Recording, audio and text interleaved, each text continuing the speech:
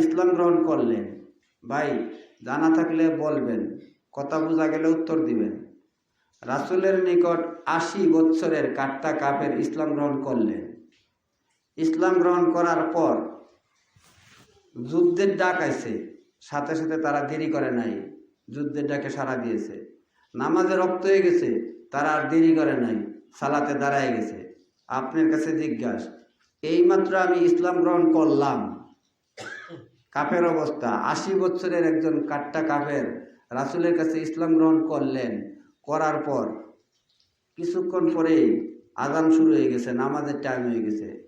সে কি সূরা ফাতিহা কোরআন শিক্ষা আছে তার? ভাই একটাও শিক্ষা নেই।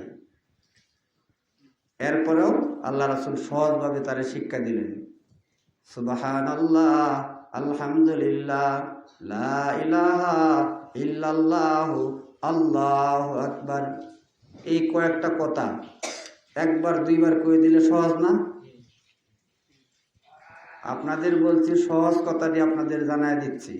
কোরআনে যেটুকু সহজ আছে অতটুকু আপনাদের দিচ্ছি, এর থেকে বেশি দেওয়া সম্ভব না। আপনি এইমাত্র ইসলাম গ্রহণ করলেন, আপনার সূরা কেরাত একটাও জানা নাই। আরে ভাই তাও কি ৮০ বছরের একজন বৃদ্ধ মানুষ, সে তো কথাই বলতে পারে না, হাঁটতেই পারে না। আর ওই ব্যক্তি ইসলাম গ্রহণ করলেন, করার পর রাসূল নামাজে দাঁড়া করায় দিলেন, বললেন তুমি এই তাসবিহ দিয়ে নামাজ পড়ো। এই তাসবিহ দিয়ে কি করবো? নামাজ পড়বো। রুকুতেও এটা, দাঁড়ানো অবস্থা হাত বাঁধছে এটা, সেজদাতেও এটাই, একই দোয়া, সুবহানাল্লাহ, আলহামদুলিল্লাহ, লা ইলাহা ইল্লাল্লাহ, আল্লাহু আকবার। তাহলে কি ওই কাফেরের জন্য সহজ হয়েছে না কঠিন হয়েছে? তাহলে আল্লাহ কোরআনে সহজ করে দিলেন। বান্দার উপর আল্লাহ এমন বোঝা চাপায় দেয় না, বান্দা যেটা নিতে পারবে না।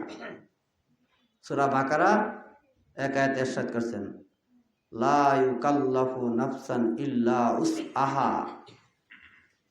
বান্দার উপর আল্লাহ এমন বোঝা দেয় না, বান্দা যেটা নিতে পায় না। সর্বক্ষেত্রেই আল্লাহ তাআলা আপনাকে সহজ করে দিলেন। আপনি সফরে গেছেন,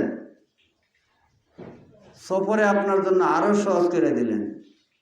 যোহরের ৪ রাকাত, আসরের ৪ রাকাত ২ ওয়াক্ত একসাথেও আপনি পড়তে পারবেন।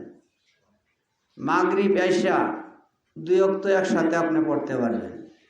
ভাই কথাটা একটু বুঝছেন, পেছ লাগায়েন না।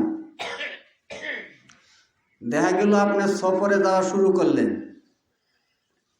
এখন জোহরের টাইম হয়েছে, জোহরের নামাজ পড়ে আপনি সফরে বাইর হইবেন। আর যে জায়গায় আপনি যাইবেন এর মাঝখানে আপনার সুযোগ নাই নামাজ পড়ার। আল্লাহ সহজ করে দিলেন, তুমি কি করো, জোহর আর আসর একসাথেই দুটোটা পড়ো। ৪ রাকাত জোহরের ফরজ, ৪ রাকাত আসরের ফরজ, ওইটা তুমি সফরে যাও। আর দেখা গেল আপনি জোহরের টাইমের আগে, কেউ সকালে নাস্তা খাওয়া শুরু করে, কেউ সকালে রাস্তা ধরে, যদি আপনি জোহরের আগে বাইর হন, তাহলে আপনি যে জায়গায় যাইবেন ওই জায়গায় যদি যাওয়ার পর আপনি আসরের টাইম পান, তাহলে ওই জায়গায় আসরের ২ রাকাত, জোহরের ২ রাকাত নামাজ হইল। আসরের ৪ রাকাত ফরজ, জোহরের ৪ রাকাত। আপনার জন্য কত সহজ করে দিলেন, কসর ৪ রাকাতের জায়গা ২ রাকাত মাফ করে দিলেন। ২ রাকাত জোহর, ২ রাকাত আসর পড়বেন।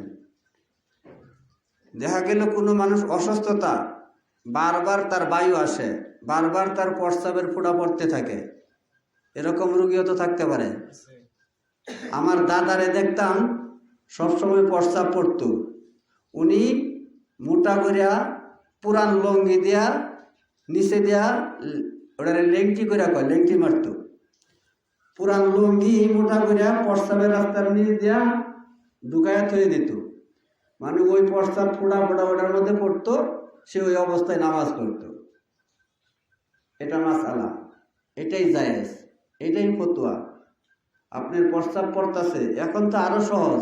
আমার দাদার সময় ওই কি কয় প্যাম্পাস, পোলা মানে কি করে প্যাম্পাস, এই প্যাম্পাস বুড়া মানুষের জন্য আছে। এখন আপনি প্রস্তাব ফুড়ায় ফুড়ায় পড়তেছে, শুধু একমাত্র আল্লাহ তাআলা যে সহজ করলেন, এই সহজগুলো আপনারা বলতেছি, আপনার যেন সলাৎ বাদ না যায়। চাই আপনি মেয়ে হন, চাই আপনি পুরুষ হন, চাই আপনি বৃদ্ধ হন, চাই যুবক হন। অনেক যুবক পোলাপানেরও প্রস্তাব করে।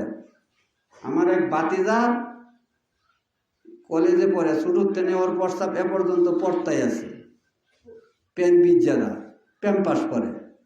তা আপনি প্যাম্পাস করিয়া এই সলাত আদায় করবেন। ওই অসুস্থ ব্যক্তির জন্য 2 ওয়াক্ত সলাত এক উজু দ্বারা পড়বেন। আপনি অসুস্থ মানুষ, উজু করার পর মাগরিব এসে একসাথে পড়া ফেলাইলেন, জোহর আসর একসাথে পড়া ফেলাইলেন। সফরে যাইতেছেন, এই জন্য আল্লাহ তাআলা সহজ করে দিলেন। কিন্তু আপনি বাড়িতে আছেন। এইবার আপনাদেরকে একটা প্রশ্ন করব, ভাই খেয়াল করে শুনেন, প্রশ্নের উত্তরটা দিতে পারেন কিনা। আমি কিন্তু সবসময় প্রশ্নই করে থাকি।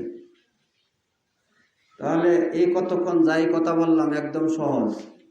প্রস্তাব পড়তেছে, তারপরও সলাত আদায় করতে পারবেন, ক্যাম্পাস পড়বেন। চাই মেয়ে হন, চাই পুরুষ হন। মেয়ে মানুষের অসুস্থতা আছে, পুরুষ মানুষের অসুস্থতা আছে। শুধু একমাত্র মেয়ে মানুষের 5-7 দিন নামাজ মাপ আছে, সিয়াম মাপ নাই, রোজা মাপ নাই, নামাজ মাপ আছে 3 দিন, 5 দিন, 7 দিন। কিন্তু কোনো পুরুষ মানুষের জন্য যতক্ষণ পর্যন্ত হুঁশ আছে, বুঝে, ততক্ষণ তার জন্য নামাজ মাপ নাই। আপনি যখন আপনার পাশে কেউ দাঁড়ায় কথা বলে, এটা আপনার ছেলে না আপনার মেয়ে আপনি চিনেন না, তখন আপনার জন্য সলাৎ মাপ আছে। আর যদি আপনি চিনেন যেটা আমার ছেলে, এটা আমার মেয়ে, তাহলে আপনার জন্য সলাৎ মাপ নাই। আপনি যত অসুস্থতায় থাকেন, অজ্ঞান হয়ে গেলে তখন আপনার জন্য মাপ আছে। অজ্ঞান আপনি 3 দিন আছেন, 5 দিন আছেন, অসুবিধা নাই, আল্লাহ তাআলা সহজ করে দিলেন। কিন্তু ইচ্ছাকৃতভাবে যে ব্যক্তি এক ওয়াক্ত সালাত ছাড়িয়া দেয়, দোকানে বসে দোকানদারি করলো, ক্ষেত খামারে কাজ করলো, নামাজি মানুষ এরকম করে, লজ্জার কিছু না। আপনাদের চোখের সামনেও থাকতে পারে, যেহেতু আমার চোখের সামনে আছে। আমি দেখি আমাদের এলাকায় কিছু মানুষ 5 ওয়াক্ত নামাজ পড়ে, যখন কাজের চাপ পড়ে, যখন মাছ মারার চাপ পড়ে, মাছ ঝর্ণা যে বেশি বেশি মাছ যায়, তখন তার নামাজের কথা আর মনে থাকে না। যখন কাজের চাপ পড়ে, তখন জোহরের আসর একসাথে পড়ে। এরকম লোক আপনাদের চোখের সামনে, দেহার সামনে আছে না নাই? এই ব্যক্তির জন্য একটা প্রশ্ন করব। কতক্ষণ সব সহজ কথা বললাম। আমাদের এলাকায় যেরকম আছে, আপনাদের এলাকায় এরকম আছে। বাজার তেনে আইতাছে, নকলার তেনে আইতাছে, রাস্তার গাড়ি পায়ে উঠে আয় পড়ছে, আয়া এরিয়া আমার মসজিদে নামাজ আদায় করতেছে। আমি বললাম, আপনি কি নামাজ পড়েন? ও জোহরের। আপনি কই গেছিলেন? কয় নকলা। আপনি এখন আসরের টাইম হয়ে গেছে, এখন জোহর পড়েন কে? আসরে আদান দিয়ে আসছি। ওই সময় আয় নামাজ পড়লো, অনেক নামাজ পড়তেছে। আমি কই এত নামাজ কি বললেন? ও জোহরটা পড়তে পারছি না, এই জন্য বললাম। তো জিজ্ঞাসা করলাম, আপনি কই গেছিলেন? কয় নকলা। তো ওইখানে আর মসজিদ নাই, আদান হয়েছে না, শুনছেন না? কয় শুনছি। তো ওইখানে বললেন না কে? গাড়িটা পাইছি, বললাম। ও এত সহজ পাইলেন আপনি? আল্লাহ এত সহজ করছে, কিন্তু এইখানে আপনার জন্য সহজ করছে না। যে ব্যক্তি ইচ্ছাকৃতভাবে এক ওয়াক্ত সালাত ছাড়িয়ে দেয়, সে কাফের, সে কাফের, সে কাফের। হাদিসের দ্বারা বুঝাইলাম, কোরআনের আয়াত শুনেন।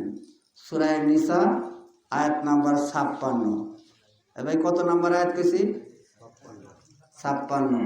ভাই করবেন। জিজ্ঞেস করার অর্থ হইল এইটাই, কথা বোঝা যায় কিনা আর আপনি বুঝেন কিনা, আপনারা বোঝানোর জন্য জিজ্ঞাসা করি। সূরা নিসা আয়াত নাম্বার 56। ইন্নাল্লাযীনা কাফারু বিআয়াতি সাওফা নুসলিহিম নারা কুল্লামা নাদিদাত জুলুদুহুম বাদদালনাহুম জুলুদান গায়রাহা লিয়াযুকুল আযাব ইন্নাল্লাহা কানা আজিজান হাকীমা। আল্লাহর একটা নির্দেশ, আল্লাহর একটা আয়াত, আল্লাহর একটা হুকুম আপনি অমান্য করলেন, অবহেলা করলেন, যাই যাই যাই যাই করতে করতে জোহরে আসর একসাথে পড়লেন।